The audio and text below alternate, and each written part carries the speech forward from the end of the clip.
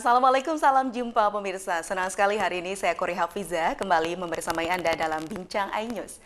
Kali ini pemirsa kita akan berbincang-bincang tentang bagaimana pengaruh pemilih pemula yang didominasi oleh Gen Z dan juga kaum milenial di pemilu 2024 nanti.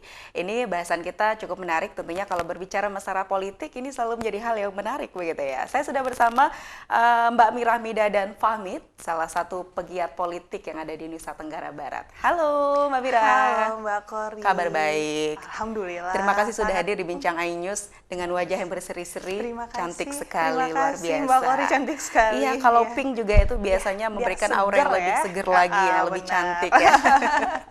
Oke, baik. Kita ini berbicara mengenai Gen Z, pemilih pemula begitu ya. Di mana memang di pemilu 2024 nanti itu pemilihnya akan dinominasi oleh pemilih pemula dan itu hampir ataupun lebih dari 50% ya informasinya yaitu ada Gen Z dan juga kaum milenial.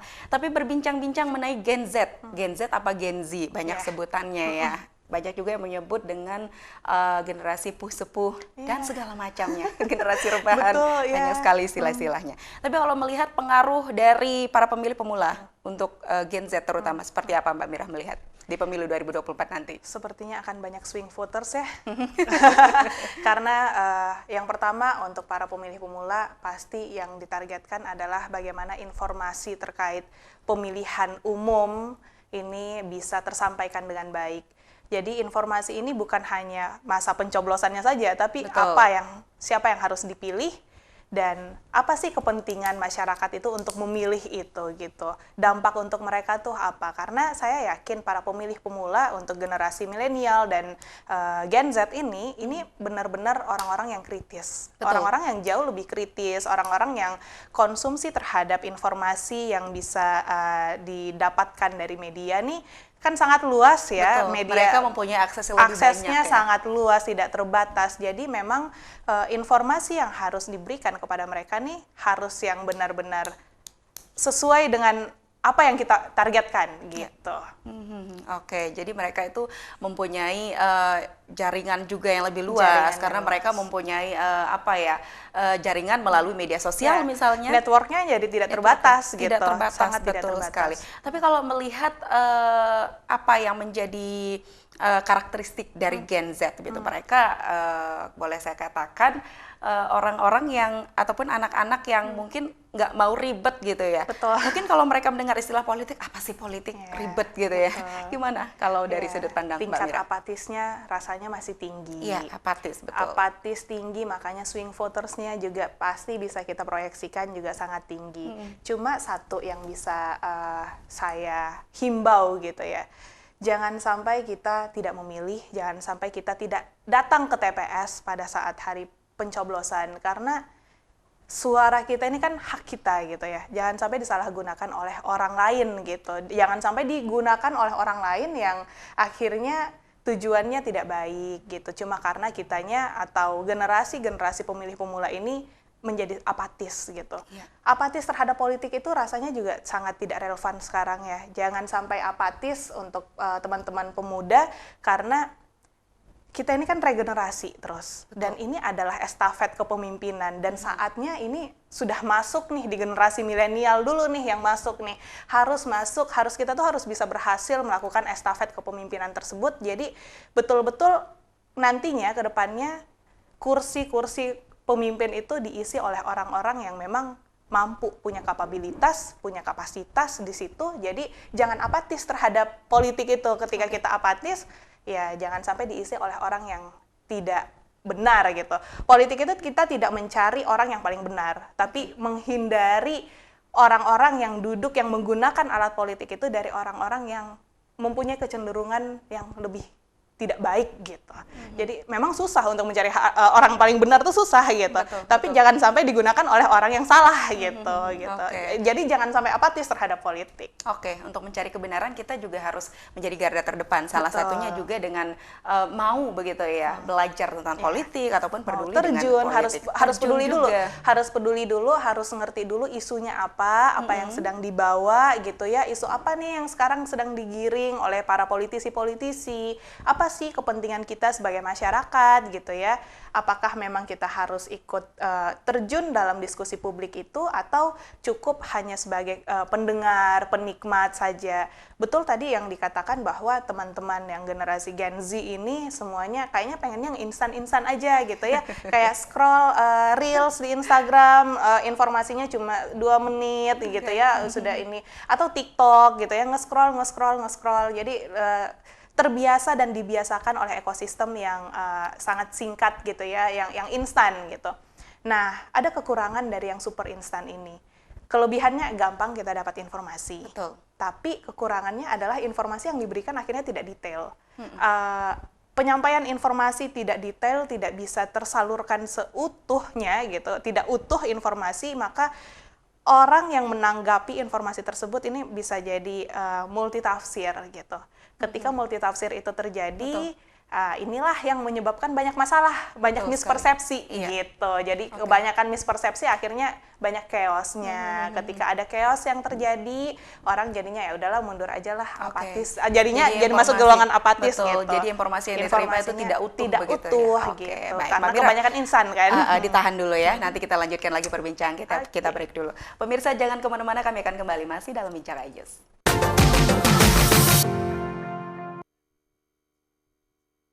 Saya Aiman Wicaksono, saya akan mengupas tuntas malam ini. Saya mendapatkan kesempatan secara eksklusif. Bismillah, walaupun itu teman. 4 miliar dalam 1 jam itu nggak sulit. Betul. The Prime Show with Aiman, setiap Rabu pukul 8:30 malam. Saya Prabowo Revolusi, kita berbagi cerita. Rupanya konspirasi itu ini. Oh iya. Apakah jadi capres? Kita setuju. Sebetulnya saya ini untuk menjadi presiden, saya harus siap. Konspirasi Prabu, setiap Rabu pukul 9:30 malam.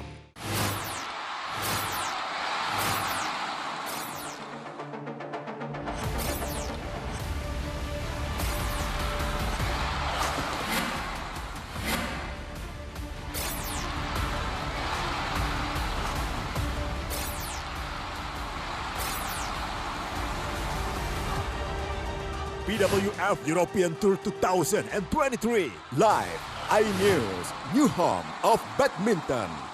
Mengupas makna dan tafsir Al-Quran bersama ulama terkemuka tanah air. Kaumum min kaum khairun minal yadis suflah. Nggak bakal bisa dibayar oleh dunia dan seisinya. Jelas, lugas untuk kehidupan sehari-hari. Di antara yang merusak hati adalah buruk sangka. Wa aqimus shalah wa atuz zakah. Itu pun sejajar dengan jihad fisabilillah. Cahaya Hati Indonesia, Sabtu dan Minggu pukul 12 siang di iNews. Bikin mata kita melek. Dan rasanya mantap. Temani weekendmu bersama program kuliner spesial. Kalaparan, eksplor gokil wisata kuliner. Hidden Gem. Tempat makan yang jarang terekspos. Food Diary, mengupas sejarah kuliner dan viral. Ini enak banget. Saksikan kuliner spesial weekend, Sabtu dan Minggu, pukul 10 pagi di iNews. Halo teman-teman, saya mau mengajak teman-teman untuk menjaga kebersihan lingkungan agar tidak menimbulkan bencana seperti menyebabkan kerusakan ekologis, menyebarkan penyakit, menyebabkan terjadinya banjir, dan menyebabkan bau yang tidak sedap. Ayo jaga kebersihan lingkungan kita dari sampah lingkungan dan sampah masyarakat. Mari kita pulangkan sampah-sampah kita ke tempat yang semestinya. Karena satu sampah yang kau buang sembarangan akan menimbulkan 1001 macam bencana.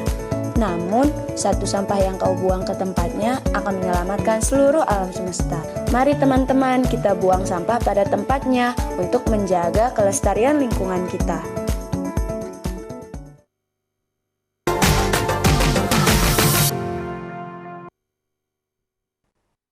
Baik pemirsa, terima kasih masih bersama dalam Bincang Ainyus. Saya tentunya masih bersama Mbak Mira Mida dan Fahmi, pegiat politik yang ada di Nusa Tenggara Barat. Saya selalu tersanjung, selalu ngefans istilahnya sama pemuda, terutama perempuan yang mau bergelut dalam dunia politik. Karena tidak mudah pastinya untuk terjun ke kiprah, berkiprah ke dunia politik itu ya Mbak Mira ya.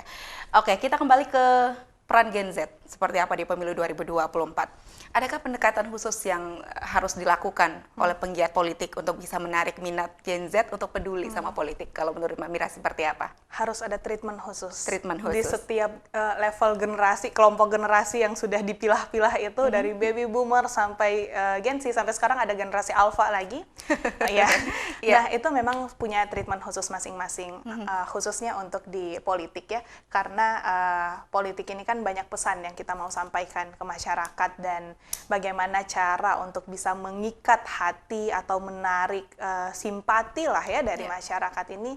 Tentu treatmentnya kalau untuk Gen Z ini harus kita juga bermain dengan media-media yang selalu mereka gunakan gitu. Jadi memang following the trend itu at some point it is a must gitu. Jadi harus kita termasuk di dunia politik. Termasuk di dunia politik, karena ketika kita melewati kesempatan itu pasti jadinya kita ada missing, ada gap sendiri gitu dalam berkomunikasi. Karena memang model komunikasi kita ini berbeda gitu.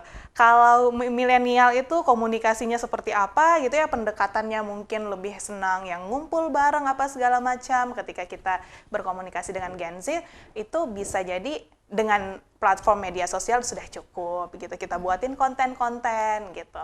Cuma ini menjadi tantangan sendiri, sama tadi yang seperti yang saya katakan bahwa kita ini kan ketika memberikan informasi dalam short video, dengan short duration video kayak gitu, banyak hal yang tidak bisa tersampaikan gitu. Nah, jangan sampai banyak mispersepsi yang timbul, jadinya bukannya kita mendapatkan simpati dan atensi, malah kita kehilangan momentum. Banyak hal-hal yang harus kita jaga kayak gitu. Jadi solusinya kalau menurut Mbak Mira seperti apa? Karena kalau kita menyajikan informasi kepada kaum Gen Z ini dengan utuh, mereka tuh ya seperti itu, bosen. Mereka pilih yang instan. Apalagi kalau membaca ya, karena jarang juga begitu ya.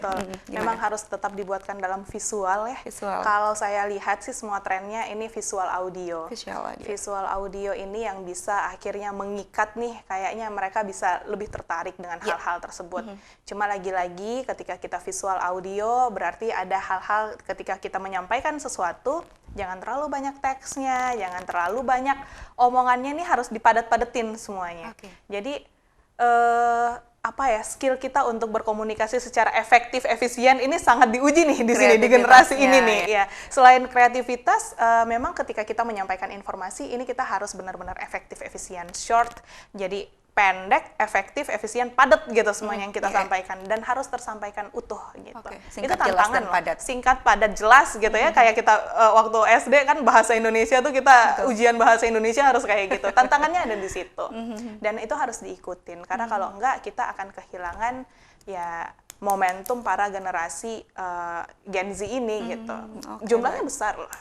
Mereka jumlahnya besar. Kira-kira berapa? Dari data memang yang hampir 50%. Ketika kita tambah, kalau kita jumlahkan Gen Z dan milenial itu kalau lebih Indonesia 50%. Di atas 50%. Untuk NTB pun masih di atas 50%. Masih di antara 50 sampai 55%. Kalau aku nggak salah 53-54%.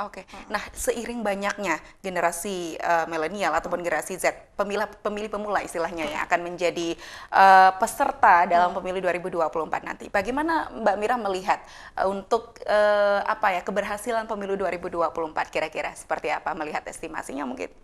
Keberhasilannya itu tergantung gimana para penyelenggara pemilu ini bisa menggait semua, bisa ngajak semua para pemilih nih, nggak cuma pemilih pemula, untuk bisa hadir datang ke TPS-nya, untuk bisa mencoblos gitu. Itu semuanya menjadi tanggung jawab dari para pihak penyelenggara pemilu. Nah, ini PR, dan juga saya rasa para yang masuk dalam bursa pasar legislatif ini, para caleg-caleg dan segala macam ini juga harusnya memainkan peran itu, memainkan peran untuk mengajak gitu ya. Bukan hanya dari panitia. Jangan. Jadi memang ini kolaborasi ya. Ya di mana-mana ketika kita membahas sesuatu yang kita pengen adalah sesuatu dobrakan yang kita bisa lakukan, memang kuncinya ada di kolaborasi. Jadi tidak hanya dilakukan oleh pemerintah daerah, tidak hanya dilakukan oleh para penyelenggara gitu ya, tapi ya para pemainnya nih ini harus bisa sama-sama menggandeng, menggait, dan meyakinkan orang-orang untuk bisa datang untuk menyukseskan 14 Februari nanti gitu. Setuju sekali. Dan 14 Februari kan momentum momentumnya keren ya, Valentine gitu ya, hari kasih sayang. Okay. Semoga nggak terjadi apa-apa nanti di 14 Februari, semuanya adem ayem, penuh sukacita gitu ya. Ya penuh kasih sayang lah ya di hari itu. Jadi enak lah semuanya. Dan ini menjadi momentum pertama juga untuk para Gen Z untuk memilih gitu ya. Betul. Makanya mereka dikategorikan pemilih pemula. Swing voters pasti banyak, dan inilah cara untuk bisa meyakinkan para pemilih pemula untuk siapa yang harusnya mereka pilih gitu. Oke. Kalau Mbak Mira melihat apa yang sudah disampaikan tadi, apakah sudah dilakukan oleh para pelaku politik ini termasuk juga penyelenggara? Semuanya sudah dilakukan. Sisa kita lihat lagi nanti, karena kalau Gen Z ini memang mereka mainnya di media sosial ya. Kalau kita lihat semua media sosial para penyelenggara, ini memang mereka betul-betul aktif nih setiap hari untuk mengajak, mengingatkan segala macam ya. Di jalanan juga kita lihat nih ajakan-ajakan himbauan untuk nantinya di tanggal 14 Februari itu betul-betul sangat masif. Jadi saya rasa upaya-upaya itu juga sudah dijalankan semua. Sisa ya kita lihat bagaimana semangat dari teman-teman pemilih pemula, teman-teman generasi milenial dan Gen Z, bagaimana ya semoga tidak apatis terhadap politik dan tidak menghindar nanti pada tanggal 14 Februari. Oke, itu harapan kita bersama. Sekali lagi, memang ini bukan hanya tugas dari penyelenggara pemilu, panitia pemilu, ataupun bukan hanya tugas dari pemerintah dan juga para peserta pemilu 2024 nanti. Ini dari masyarakat juga menjadi tugas yang penting ya untuk memberikan edukasi begitu kepada kaum milenial ataupun kaum Gen Z yang akan menjadi pemilih pemula nanti.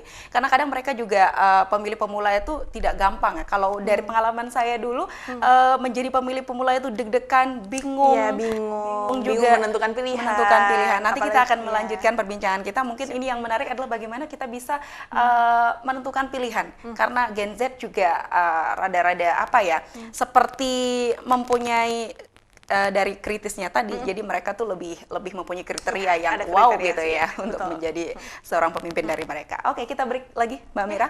Kami akan kembali setelah jeda pariwara berikut. Tetap di Bincang Ayus.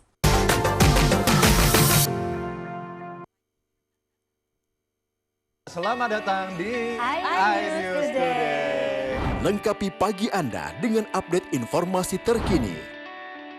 Apa penyebabnya? Apakah karena aspalnya? Ruas jalan ini ambles membentuk lubang. Boleh nggak sih dikasih senjata? Nggak boleh. Saya punya di bawah supervisor. Kita akan langsung bergabung bersama Giselia Nurahmat. Sejumlah bahan pokok mulai mengalami kenaikan. iNews Today setiap Senin sampai Jumat pukul 10 pagi di iNews. Hadir menemani pagi Anda dengan sajian informasi unik dan menarik. Wallaby hutan yang merupakan hewan asli Papua Nugini. Dari Jepang disebut sebagai kare raisu. Menghadirkan bintang tamu yang menginspirasi. Campuran apa ini? Ini lemon. Oh, lemon. Fresh kita peras. Itu harus dipotongin dengan dekat bagian mata. Kalau nggak Morning dipotong, Update, Senin sampai Jumat pukul 7 pagi di iNews. CCTV tersebar di seluruh penjuru. Komplotan pencurian mobil, tabrak lalu lintas dan pelanggaran melawan mobil ugal-ugalan menabrak pesepeda. Tragedi-tragedi yang mengerikan. Anak itu berikan bius datang membawa senjata tajam dengan kecepatan yang di luar batas. Terekam kejadian-kejadian unik warga Plus 62. Sama saya Brigadir Marcelina dan inilah dia program Terekam. Kompilasi berita olahraga paling top dan sensasional, baik dalam dan luar negeri. Kamu menyaksikan Top Sport bersama saya, Sancira Karamai. Hai, namaku Grini. Grini mau ajak teman-teman untuk menjaga bumi kita tercinta dari kerusakan.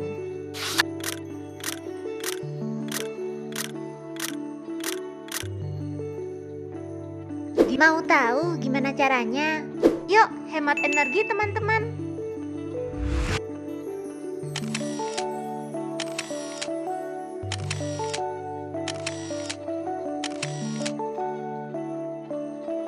Kurangi penggunaan plastik sekali pakai. Terus mainan kita kalau udah nggak dipakai, sumbang ke teman lain yang membutuhkan. Bisa kan teman-teman? Yuk kita selamatkan bumi dari kerusakan untuk masa depan kita teman-teman.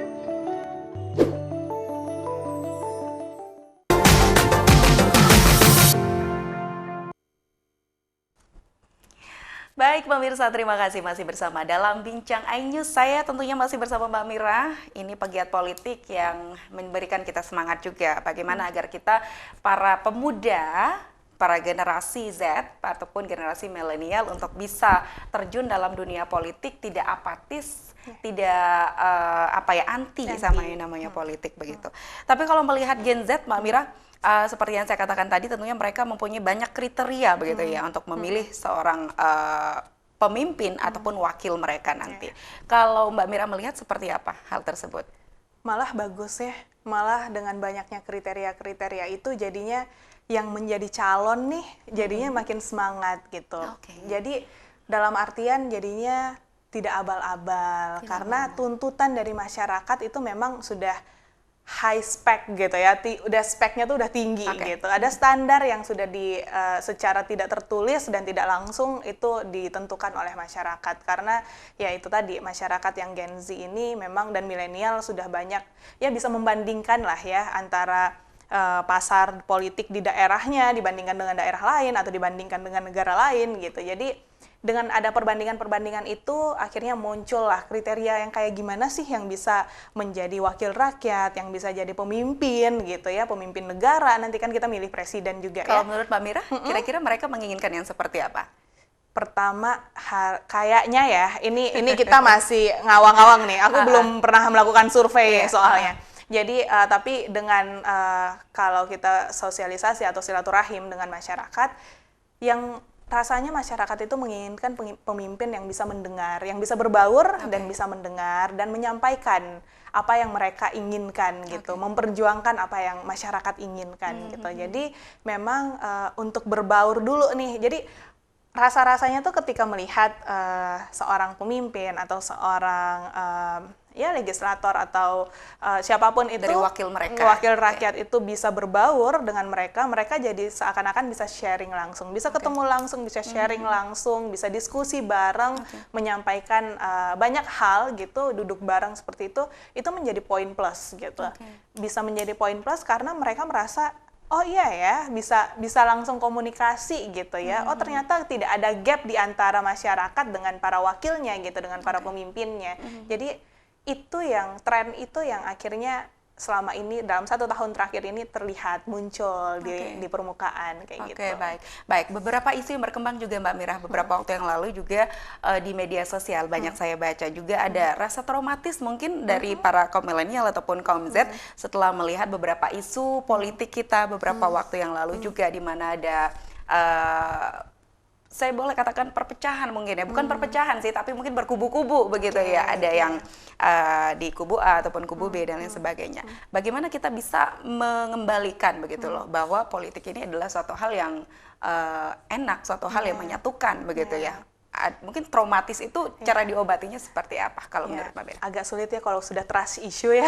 Itu makanya. Iya, kalau sudah rasa kepercayaannya dirusak memang untuk mengembalikan rasa percaya itu agak PR gitu. Dan nggak bisa kita kembalikan dalam satu momentum politik saja gitu. Malah kalau kita tidak obatin lukanya dari waktu ke waktu nih, malah momentum politik memang akhirnya menjadi hal yang jadi nggak enak gitu untuk mereka gitu ya. Jadi makanya kenapa tingkat apatisme itu terhadap politik itu menjadi tinggi. Salah satunya itu karena ada kekecewaan, karena ada rasa kecewa terhadap janji misalnya, atau kecewa terhadap melihat dinamika politik yang berjalan. Kenapa kok jadinya seperti ini perpecahannya atau kubu-kubunya gitu ya.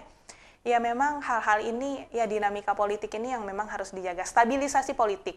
Stabilisasi politik ini baik di level nasional maupun daerah memang selalu harus terus dijaga. Dampaknya soalnya banyak dan sangat besar. Tidak hanya terhadap kepercayaan masyarakat ketika kita berbicara masalah perekonomian daerah gitu ya, pertumbuhan ekonomi. Kita mau menggait investor ketika stabilisasi politik kita, keadaan politik kita itu tidak stabil, itu sangat sulit untuk bisa menggait pemasukan lah gitu ya, bisa dapat modal dari luar gitu, dapat investor, itu sangat sulit. Jadi bisa mengobati rasa percaya itu dan menjaga stabilisasi politik khususnya di daerah maupun nasional, ini memang menjadi PR gitu untuk semua para pelaku politisi gitu yang memang duduk di jabatannya masing-masing. Stabilisasi itu harus dijaga soalnya. Baik, itu yang memang harus dilakukan begitu ya, untuk memberikan istilahnya obat hati untuk para generasi kita sekarang akan bagaimana bisa mengembalikan nama politik itu agar bersih, memberikan kepercayaan kembali, nama yang baik kembali tentang politik. Oke. Tapi kalau saya berbicara tentang hoax, itu juga salah satu hal selain dari apa yang disebutkan oleh Mbak Mira tadi, menjadi kebingungan juga dari mereka, menjadi penyebab dari apatisnya mereka.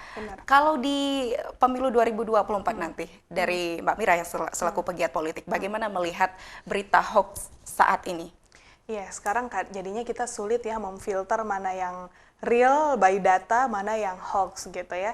Kemarin saya lihat salah satu media nasional di akun media sosialnya dia itu memfilter, misalnya ketika hasil debat capres dan cawapres kemarin, ketika pasangan itu ketika salah satu calon mengungkapkan data gitu, mereka lah yang merecek apakah data itu benar atau tidak gitu. Jadi ini adalah berita hoax atau ini adalah berita setengah benar, ada benarnya, ada hoaxnya dan segala macam.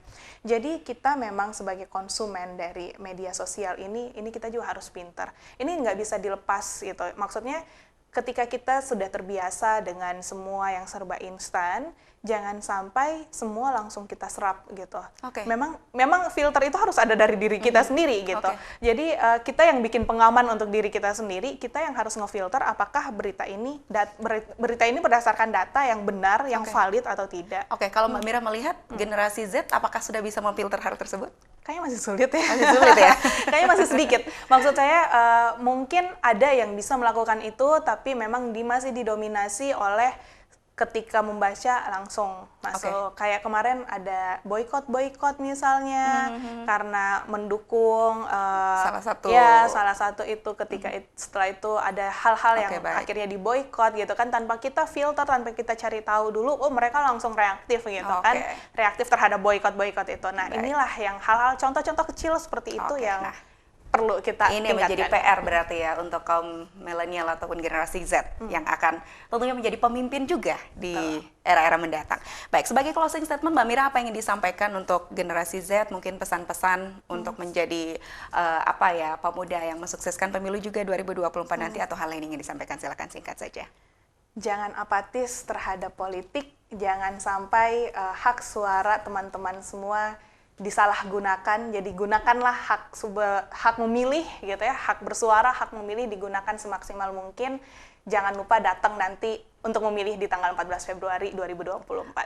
Indonesia 5 tahun ke depan ditentukan oleh suara kita bersama. Baik, terima kasih Mbak Mira sudah memberikan inspirasinya untuk kita semua hari ini. Sukses selalu untuk kita semua. Kita berjumpa di lain kesempatan. Baik, pemirsa, demikian Bincang iNews kali ini. Terima kasih atas kebersamaan Anda. Kita bersua di lain kesempatan di Bincang iNews selanjutnya. Saya Korea Hafizah pamit undur. Wassalamualaikum warahmatullahi wabarakatuh. Sampai jumpa.